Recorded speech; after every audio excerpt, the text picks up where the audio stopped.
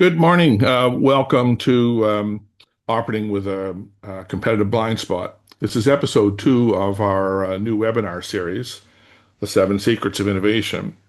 And in these sessions, we explore some of the biggest surprises that we've encountered over 10 years of innovation management research.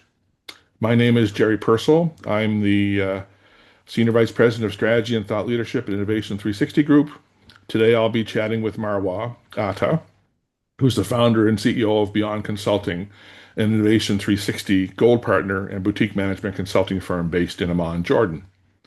With over 15 years of experience, Marwan is a seasoned business and management consultant who specializes in strategic, financial, and business planning across the Middle East.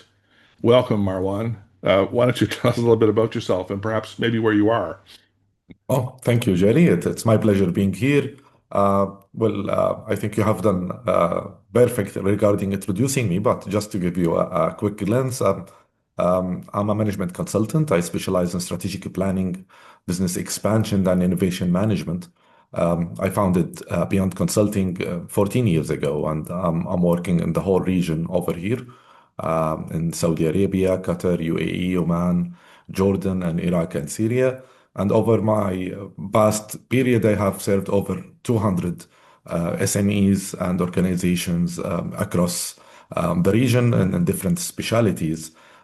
Nowadays, on behalf of Beyond Consulting, we are a golden partner for Innovation 360 for the past 2 years. So we got to know more about the innovation, introducing it to our market. And here it comes that we're utilizing our business and management consulting experience merged with the innovation management experience through the access to Innovation 360 database and tools. And what all use for such a fantastic topic to discuss today. One more thing to add is that I have already published a book last year, which is future driven. It focuses on the strategy and innovation in the emerging economies and markets. And I believe we will be referring to that as well during our session. So thanks for your time, Jerry, and I'm all yours. Just one other thing, just in terms of the international audience, we've got quite a sort of a spread of people from all over the world. And I know we've talked about that a little bit, but one country we didn't mention was Poland, which is where you find yourself today, and apparently in a very historic room. Tell us about that. In this interesting city, Krakow, I found myself in this authentic hotel.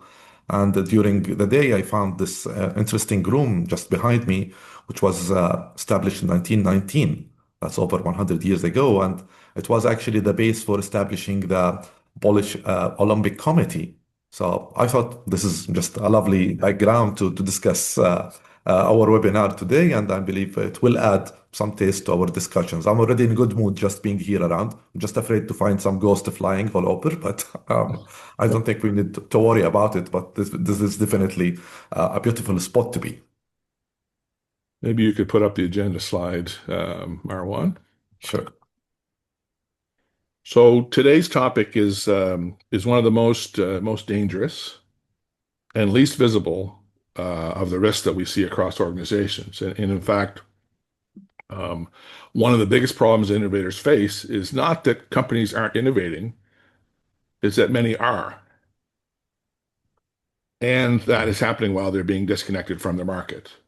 And this creates a real competitive blind spot. And that's what today's session is about. So today we'll focus on what a competitive blind spot is, the symptoms that suggest it to us, the paradox that's as part of the whole discussion, what a journey to full capability might look like, solution and final message. And feel free to ask questions in the chat as we go through it. We'll save some time at the end to answer those. And if we don't get to those, then we can deal with those afterwards. One of the things that I wanted to point out in our conversation today is that, or about our conversation today, is the underlying proof points and data that we draw some of these conclusions from, in addition to work we've done all over the world with clients and a vast practitioner network that is some of whom are on the call today. that it's really important to differentiate us from other offerings in that we have a substantial amount of data points, data proof, and relationships between a broad framework that we call the InnoSurvey. And that information allows us to look deeper into the issues that organizations face as they embark on what we call innovation management, which is the end from aspiration through to commercialization. So you'll note we'll talk a little bit about the data as we go along, but that's where it comes from. We have 10,000 plus organizations in the database, and we've been collecting this information for more than 10 years. So, Marwan, what exactly is a competitive blind spot? This is a very interesting topic, Jerry. We're talking about a competitive blind spot, which is a case in which companies could be of high innovation capabilities. We could classify them as innovative companies, but yet they underperform usually when it comes to external market sensing, external market understanding.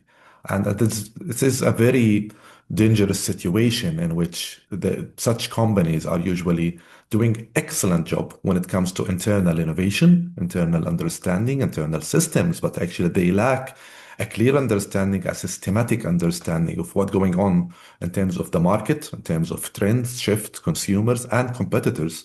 So most likely the dangerous aspect of that we're talking about companies that could be innovating, but in the wrong direction due to the lack of understanding of how the market is working. So they would be celebrating their invention, celebrating their innovation process, and so on. But as I said, we're talking about companies such as Kodak, Nokia, others. Every headline stories about companies' failure could be in a way or another related to what we are discussing right now about the competitive blind spot. It's very interesting, Jerry, that when we look at the data we have here as part of Innovation 360 and the surveys we're usually conducting, we're talking about 53% of organizations that systematically evaluate competitors, while we're talking about 47% of them, and these could be innovative companies or not, but 47% are not assessing the competitors or the market. We're talking about less than 39% of them are conducting a regular market research to understand what's going on. So in this case, you can understand that in a usual analysis using our data in Innovation 360, there is a systematic way of finding companies that are scoring at least 1 to 1.5 points ahead or above when it comes to internal innovation capabilities compared to external innovation capabilities. And that's the point we need to stop at and discuss today and try to shed the light on how crucial could be such situation because this is very misleading. As I said, we're talking about innovative companies that innovating in the wrong direction because of this competitive blind spot. So very, very interesting. So when we start to think about the blind spot, what's the data tell us about the symptoms and how organizations sort of grasp and understand their marketplace? Well, as you see here, when we are talking about such a case, uh, such companies usually they tend to score higher, as I said, in the internal capabilities compared to the external capabilities. And when we are talking about the symptoms and how this would look like, you are talking about companies that have high speed to market, cost control, collaboration, maybe also innovation culture. They are able actually to get and to execute projects and innovation projects. And that's, as I said, could be a reason for celebrating different milestone. But when it comes now to the symptoms of the underlying competitive blind spot, we're talking about companies in this case who usually have weak like market structure awareness, and weak understanding of how competitors are moving, weak understanding or sensing of the market shifts and at what's going around, like for example, Nokia and the other big cases we usually discuss. These people were innovating, Jerry. But as I said, innovating in the wrong direction, shifting away of a major trend that's going on in the market. And coming from a strategy background, this is a common case in which we see such a companies that are actually investing and pushing for such invention, research and development, innovation cycles and projects. But as I said, with no results because market is shifting towards different needs. Markets consumers are seeking different needs and wants. And while you are focusing internally and validating internally, Jerry, what you are doing away of the market. So when you go to the market, this is translated into low sales, longer process to successfully turn such trials into revenue streams as well. And by per se, we can say such a way these companies are focusing on Horizon One, which is the internal incremental innovation and missing the whole point of innovation, which is the radical H2 and H3 ways of innovation as a result of that. So, so I'm gathering a point of view based on what you're saying here that really what's important to understand is that just because you're good at innovation doesn't mean you're good at understanding your market. So you could be, in fact, you know, going off on a tangent on your own without really being successful. So one of the questions I have is, um, where do we see these system breaks? What kind of implications are there when organizations are heading in the wrong direction? This is very interesting. As you said, Jerry, looking at the data, especially the database of the InnoSurvey and the 10,000 companies, um, as you said, companies could be of high innovation capabilities, and we could consider them an innovative companies. And only five out of these capabilities, out of over 66 capabilities, are related to this competitive blind spot. So we're talking about companies who could be scoring really high scores when it comes to the 61 or 60 capabilities, while missing these 5 to 8 competitive blind spot capabilities. And in this case, they would be classified as innovative, but again, with this crucial competitive blind spot. When we're talking about how this system breaks and what could be done wrong in this case is the ability to translate market sensing in a systematic way, Jerry, as part of their innovation system. This is the most crucial issue. If you ask these companies, and this is part of our InnoSurvey approach about how frequent do they assist the competitors, understanding the market needs, they would say frequently, most of the time, sometimes, and that's the crucial part of it. Well, what it should be is the market sensing of competitors and customers should be part of the ongoing system, part of the ongoing life as a process of such organization. It's not about the frequency as much as making sure that whenever you are innovating, you are considering how the market is shifting and how the competitors are doing. And in this case, they could easily be blind regardless a major shift, and they could be slower when it comes to the go-to-market, because in this case, others are innovating and trying in the right direction, and they could be generating results. And you need to be aware of what's going on in order to build on it, instead of example, repeating, relaunching or rebuilding the wheel itself when it comes to the innovation. Personally, Jerry, what I used to say to see usually dealing with companies, especially the top management and the CEO, is that they tend to celebrate internally and to motivate internally the innovation projects. And even when it comes to the innovation process, like the ideation, the selection, and then you go to the execution, the commercialization. In the selection, what's happening here is that everything is done in-house, inward looking. So projects could be proposed by their own team in a silo way. and it could be as part of the selection. Such projects and trials are actually evaluated internally by the same team on the different levels.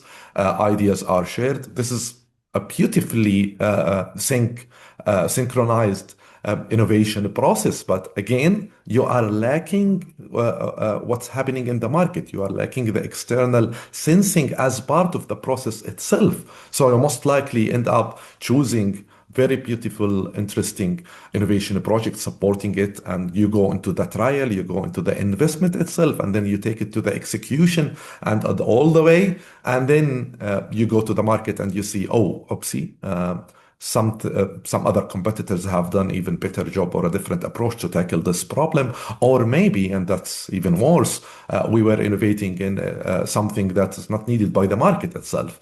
And this, in this case, you can see we are back to square zero, and we are starting to lag behind compared to the other competitors. So that's how I see the system is breaking in a way. It's not involving the market screening, the environmental and external understanding as a systematic part of the internal system of the companies and the innovation cycle. Yeah. Okay. So we call that the sort of sensing layer, all the stuff that you've been talking about, and when the sensing is weak, there are a number of different characteristics that happen. So let me try and summarize your your very well laid out logic. So to me, um, when the evaluation of competitors' products and market research is weak, we see three things. You talked about strategy failure, which is really an over-reliance on internal assumptions. You talked about portfolio failure, which is really a weakness in terms of radical innovation and overweighting and incremental H1. And you talked about execution illusion, which a belief that everything is fine, strong, there's strong speed and strong efficiency, but in effect, you're fast, you're efficient, but you're going the wrong way. Ultimately, that's the actual sort of reality of things. So given what is clearly a very complex sort of connection with different things, if I was a CEO, where should I look first? Should I look at strategy? Should I look at execution? Should I look at something else? How do I know where to start? Well, this is very interesting. And now we're back into this thin line between innovation and strategy itself as being interrelated and interconnected. And by the way, just mentioning that, Jerry, I advocate for having the innovation as part, as a crucial and very important part of the strategy itself. It's not about doing the strategy and then trying to innovate. Innovation is the strategy itself. It's part of what we are doing. So back to your question, where to start? I would say we should start as the classical way of market understanding and market research, competitor analysis, shifts and the technological shifts, pistol, all of these inputs should be part, a continuous part of the strategy development itself before even going into the strategy itself and the strategy development and then the strategy execution. This is usually the missing link. We usually, after a while, especially for innovative companies, they will be most likely doing good financially at the early start, Jerry. And this is reflected on a crowd ego in which they will feel, okay, we are understanding the market perfectly. We don't. They usually reach a point in which they don't need to validate what they understand about the market. And here, the market sensing and the signals itself could be totally wrong. So what happened is that these people will be sitting behind their desks, developing strategies, making decisions. And then when they take it to execution, they have built the whole strategy, Jerry, on wrong assumptions. That's very crucial.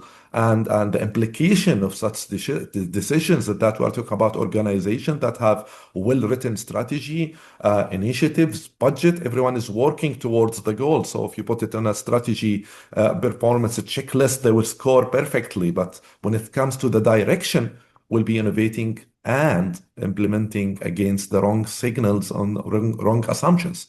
So where to start? Start by the classical way of understanding the market and the competitors in a systematic way, as I said, Jerry, because I don't want to tie it with the strategy itself, because the strategy development exercise is usually done like every 2, 3 years, strategy review every 1 year. But what I want to see in such organization is that a comprehensive market understanding and competitor understanding, at least when they do the strategy, and then having this exercise as part of the ongoing life of the system of the companies and the DNA itself to make sure they never be blind about what's going on with the market. That would be my frank answer to that.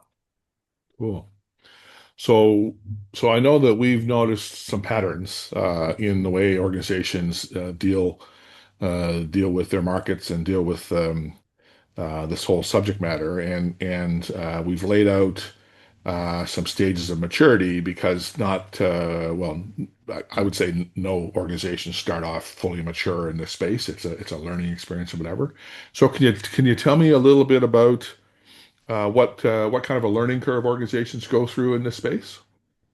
As you see on the slide, we're talking about 5 stages of maturity, and this has been developed and translated into an index, competitive blind spot index, in which we can at least identify and map the organization external sensing capabilities against the different stages over here. We're talking about 5 stages, starting from the left of the internally driven, which is the worst scoring capabilities, and to going to the end, to the fifth fully mature organization when it comes to that. Let me now try to elaborate to you about the different stages and what they stand for. In the terms of the internally driven, this is a completely blind, I would say, organization. We're talking about organization, in this case, Jerry, that will make the decisions internally. They will evaluate the market internally.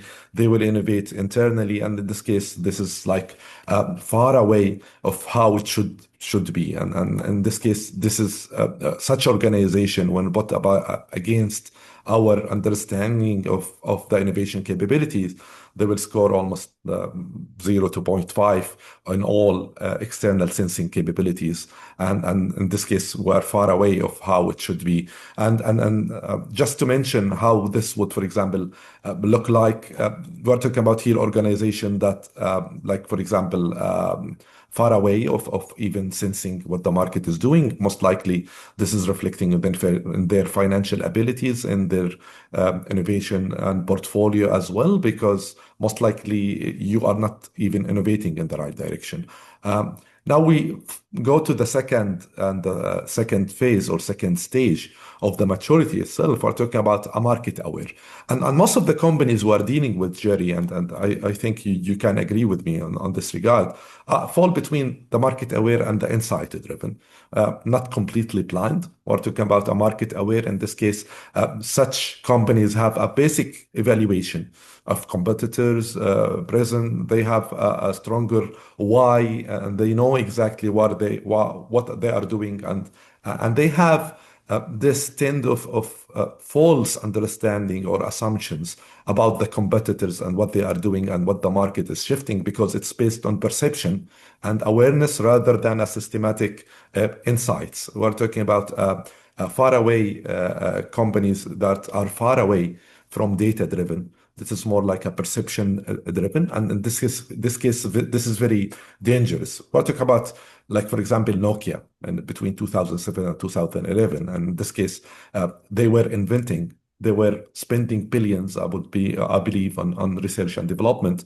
But again, they are missing major shift going on in the market at that time, and in this case, they will pay high price when they face the reality after a while, because they will find themselves doing incremental innovation, focusing on each one, improving the kind of mobile phone they have rather than inventing a totally new ones. This is the characteristic of the market aware. Now we go to the third one, which is the insight driven. And in this case, the insight driven companies are a much better shape compared to the market aware itself. But again, we're talking about companies that frequently uh, trying to understand the market, the competitors, but they lack what we call the systematic validation of their own assumption. They understand the competitors, they have strong sensing of the competitor, they have some strategic alignment, but in the same time, when it comes to experiments and trying to validate what they understand and what direction are they innovating in, they are far away of reality. And such companies, when you deal with the top management, they believe that they are in full understanding. Indeed, they are. They are in full understanding, but they lack integrating the validation, the experimental approach as part of their system. And the most crucial part is that if you try to shift companies and to elevate their work and to upgrade their performance, to go from the insight driven to the experiment driven. And that's why what we are focusing on. This is a big gap. That's a critical transition phase that we usually face difficulties in pushing the organization into becoming an experiment driven. And when you are experiment driven and going into the fully mature, you are talking about companies that integrate the experiments as part of their systems, so they are not only aware of the competitors, not only aware of the market shifts and the consumer needs, not only frequently conducting market research, they are also frequently conducting A/B testing. They are frequently involving maybe the customers and the market in their experiments and getting feedback and enhancing and innovating accordingly. And in this case, this is the experiment driven. When it comes now to the fully mature, this is a fully mature companies. And in such case, we're talking about internal and external innovation capabilities all in place, all working together in such a systematic approach as part of their system. And most likely, this is where magic happens because only then we can say you are innovating in the right direction and most likely will have higher chances into translating this into financial rewards and performance. And just to draw the attention, Jerry, as you know, we have conducted multiple correlation analysis, and definitely we can say there is a high correlation between innovation abilities and financial performance. This have been proven in multiple ways. Again, we're talking about data here, Jerry. That's the difference in our innovation management approach as Innovation 360 compared to anyone else, that all what we have discussed so far, Jerry, is based on data, on the analysis of this database of over 10,000 organizations. So we're not assuming ourselves. We are not competitively in a blind spot position. We totally understand now how organization works and what would work and what wouldn't. Hopefully, I have covered it the right way, Jerry, and I believe you have more to add as well. You are a major player when it comes to this. Yeah, in my own mind, perhaps. So yeah, let me just summarize the five stages of maturity. Um, so number one is what we would call brilliant internally, but blind externally. An example of that is a Kodak, and everyone knows the Kodak story, where they sort of drove off a cliff, kind of, with ignoring sort of that the market had shifted, and without the knowledge of that. The second maturity stage is what we call market aware, and it's what we would say is that the insight doesn't get translated into action. And you noted Nokia as being an example. Um, as the organization starts to mature, they gather a perspective on things, but they're not very good at translating that into market facing and market responding type products and services. The third maturity stage, insight driven, is really what we would say that they're stuck in insight without validation. So you mentioned A/B testing, you mentioned systemic validation, those kind of things. The ability to have a really strong sense of competitors' products, and why it's a part the early part of a critical transition is that organizations get stuck in that space. They get very comfortable, and the transition to that next stage four is a challenging one. And in terms of the distribution There are certainly fewer organizations in level 4 and 5 of maturity than there is below that mark. So the fourth maturity stage is experiment driven, and that's where organizations really embrace the experimentation, but they're not as good at synthesizing the impact or the implications of that experimentation across the ecosystem. Now, we talk about all kinds of things around what innovation management, truly mature innovation management organizations are like. And one of the things is their ability to share and draw insights from the edge, as people would call it, in terms of the way the organizations are driven. And this is the beginning of an embrace, but perhaps not far enough along the embrace to be fully mature, of the ability to take ideas and to spread them across the organization for the purposes of competitive advantage and perhaps changes in their business model. And the final one, and actually, an example is early Amazon, who were really, really good at A/B testing and experimenting and whatever, but they just hadn't figured out the transition to the ability to take those ideas and push them across the organization.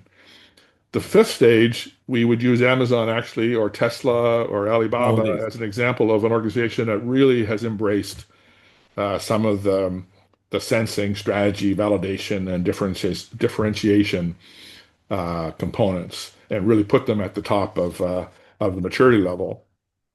So um, uh, the other thing just to reinforce is that it truly comes down to five capabilities. You can see those on the left-hand side of the chart: open innovation, innovation benchmarking, technology watch, behavioral insights, market research, and evaluation of competitors' products. Those are the core capabilities that um, drive the sort of broader maturity of these organizations, of all organizations. And so Marwan, you'd mentioned the CBSI index. So explain how we take those five elements and try to provide an insight and to be able to identify where organizations sit on this curve, and where, what we might be able to do in order to help them to move to the next level. Yeah. As I said, Jerry, these six capabilities are the one that are the one combinedly that create the competitive blind spot index itself. And before just going into the index and how these six are weighted against the index itself, just just to mention, Jerry, having this competitive blind spot summarized in these six capabilities is what we need to discuss thoroughly before that. When we talk about the InnoSurvey and the Innovation 360, the innovation wheel itself, we're talking about 16 aspects, innovation aspects, and we're talking about, if I'm correct, Jerry, we're talking about over 60 capabilities, correct? Yep, 66. 66 capabilities. And now we're talking about six capabilities out of these 66 capabilities that are directly related to the competitive blind spot index and the ability of organization to read the market as an external sensing in the right direction. And here it comes that, Jerry, what I'm trying to say is that 61 capabilities, or I would say 60 capabilities out of the 66 has nothing to do with the competitive blind spot. So for any organization, like recently we have conducted many innovation IQ in order to understand some of our clients' abilities. And they were actually in high innovation capability shape because they scored high in 60 out of 66.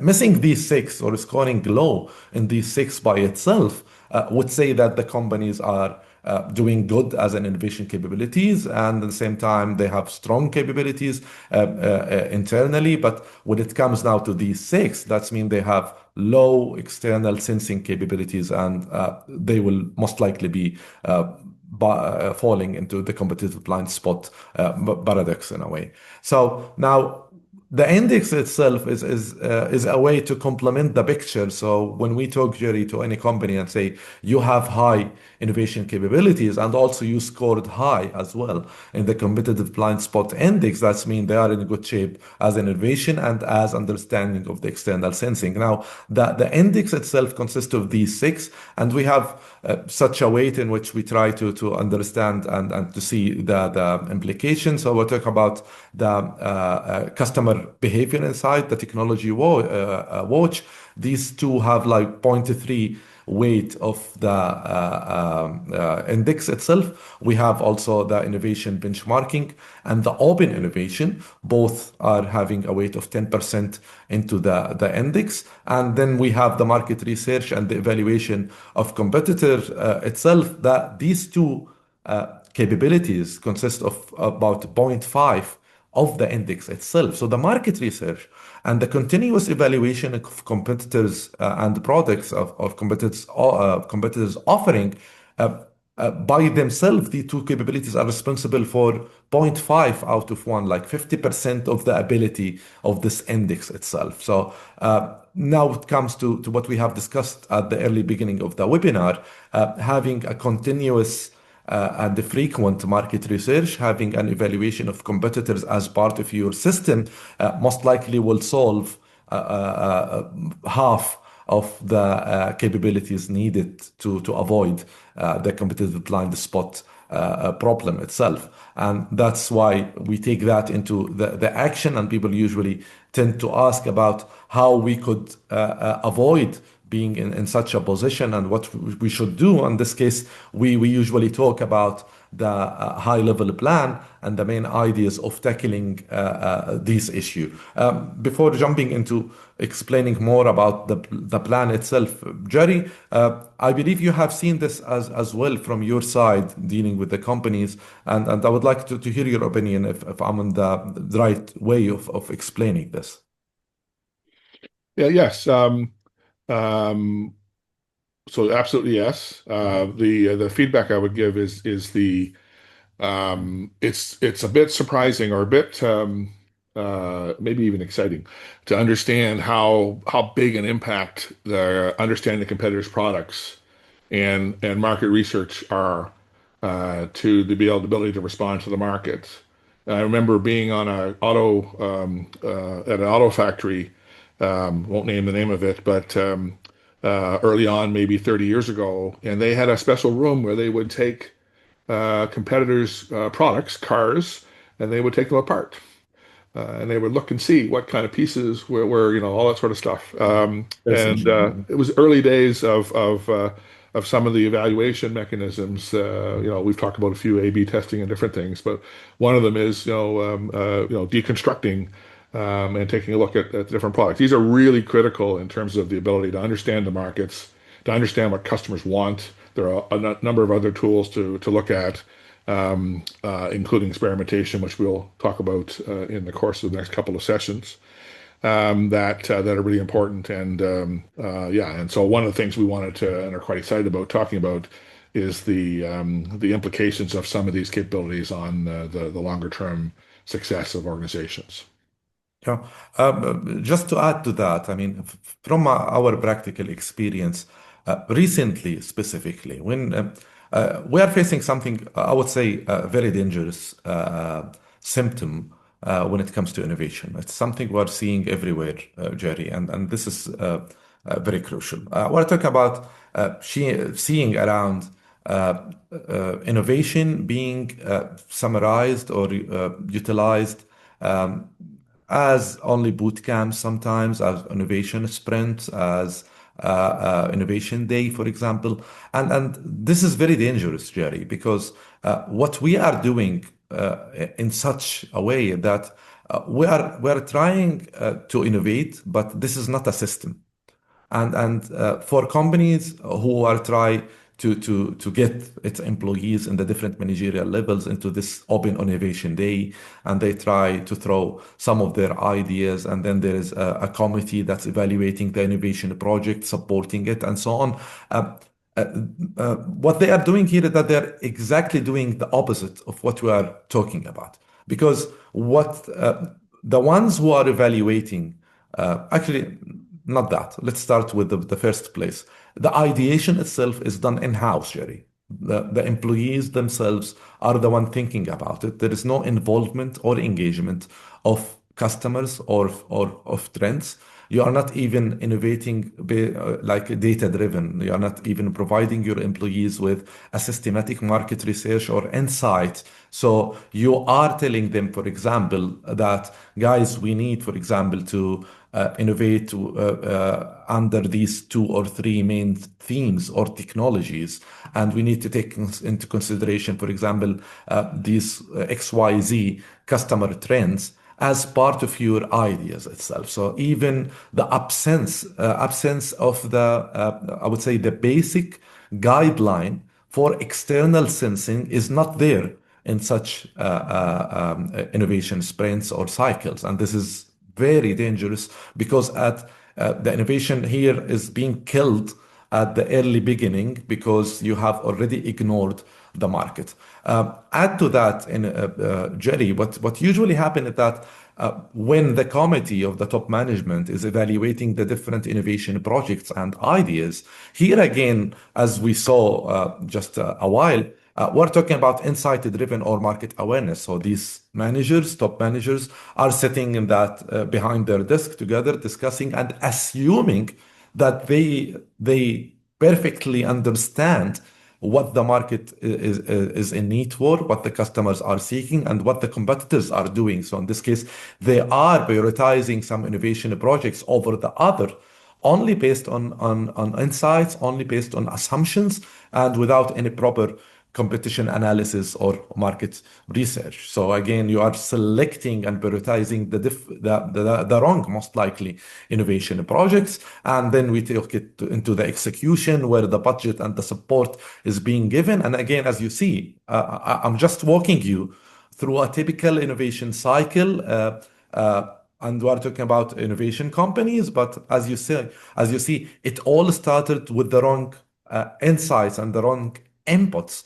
What I would have do it in the right way, Jerry, in terms of innovation, is that I would still do exactly what they have did. But maybe one of the ways, because it's supposed to be part of your system, is to providing your employees with, for example, quarterly market research or insight or competition analysis just to guide as a guideline for them. So you make sure they are innovating in the right direction and you are giving them an insight about what H2 and H3 is looking like and what are the main elements they need to consider as part of their innovation. So we avoid finding ourselves innovating under horizon one and missing the big picture of the innovation itself.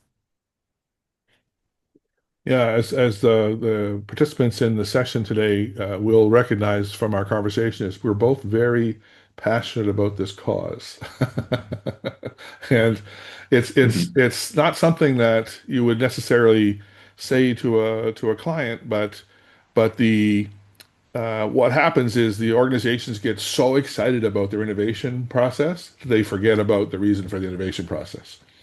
It comes back to conversations we've had before about the why, but it's really, really important. And so you can be doing outstanding work from an innovation perspective, but really failing it from a growth perspective because you're not really in tune with your competitors, with your clients, and with the outside world. That openness dynamic in the innovation survey.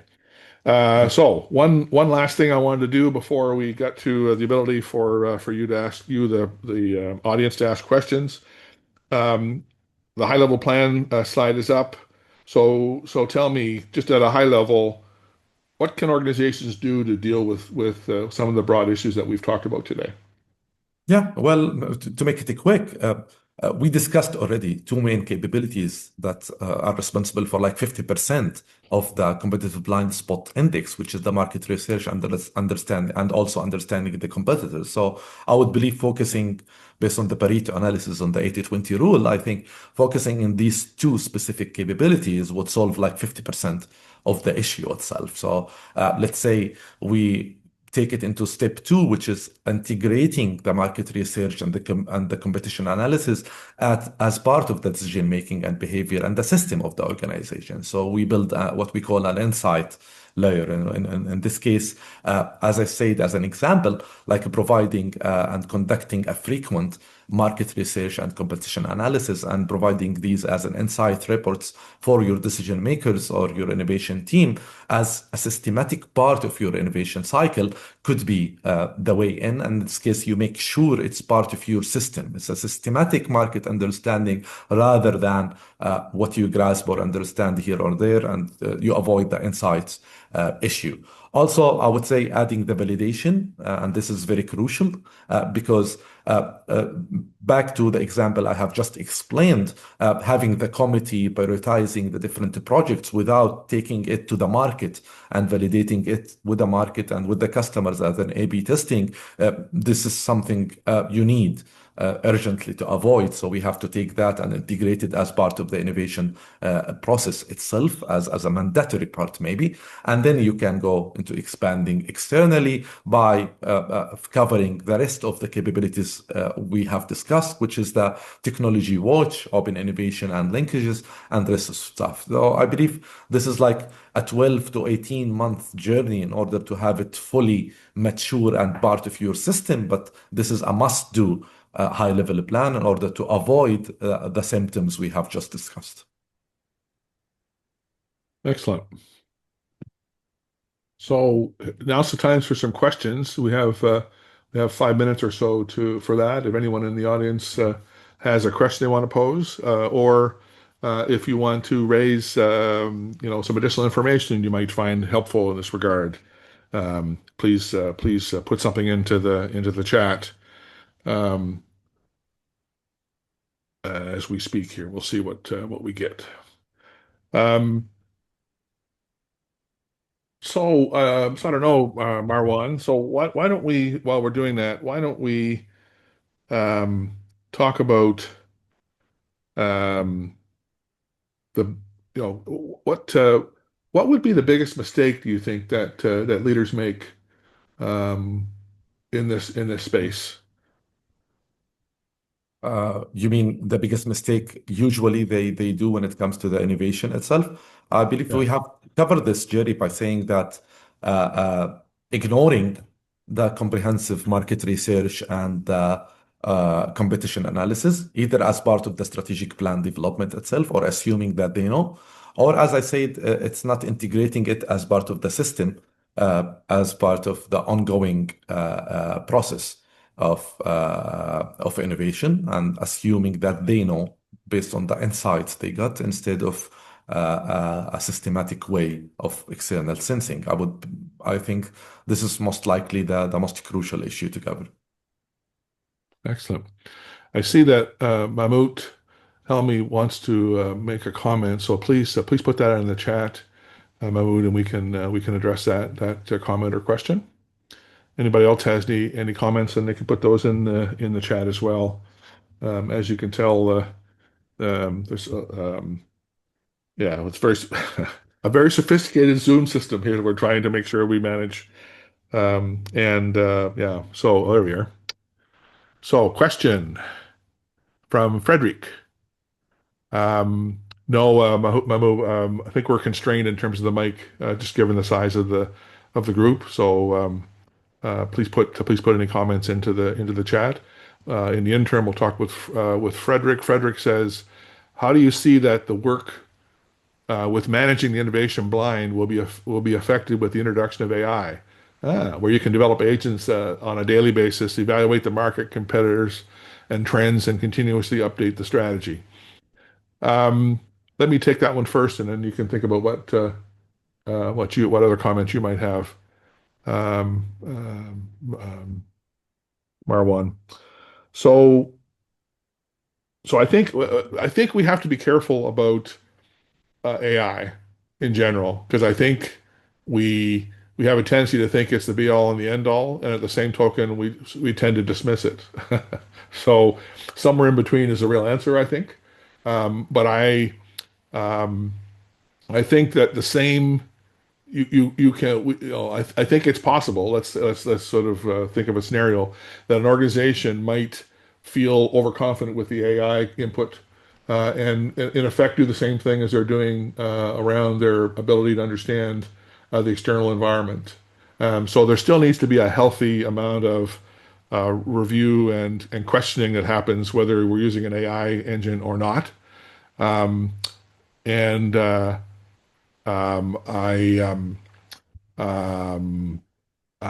think that well, so for example, we use AI quite a bit in terms of the way we do things, but we always consider the difference between the ability to reason and think about things and another source of input.